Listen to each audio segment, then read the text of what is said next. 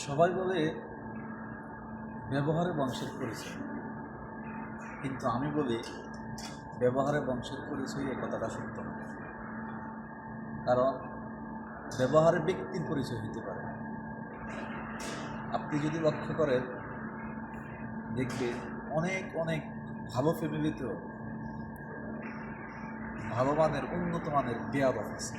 সুতরাং ব্যবহারে বংশের পরিচয় নয়, ব্যবহারে ব্যক্তির পরিচয়। ধন্যবাদ। ফারুক ভাই, আপনি কি বলেন? ভাই যে কথাটা বললো এটা কতটুক যুক্তি? মানে আমি তার কথা মতো বুঝলাম যে মানে ওই যে গোবরও কিন্তু পদ্মফুল ফুটে, মানে এই কথা অনুযায়ী এটাই বোঝায় না?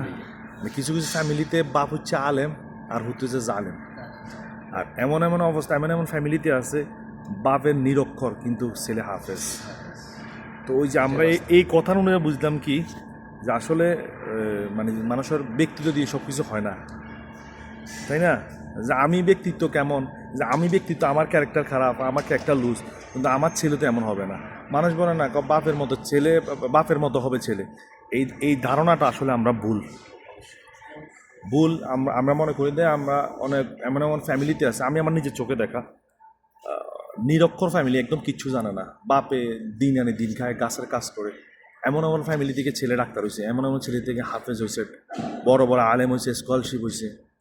তো আসলে ওই কারো ব্যক্তিত্ব নিয়ে তার মানে পিছনে যে যারা আছে তাদেরকে নিয়ে কথা বলাটা আমার মনে হয় কিছু ভালো নয়। আপনি কি মনে করেন? এই জন্যই ভাইয়া আমি বলি ব্যবহারে বংশের পরিচয়, ব্যবহারে ব্যক্তির ব্যক্তির পরিচয়। এক্স্যাক্টলি। ফারুক ভাই, এটাতে একমত নাকি? পরিচয়।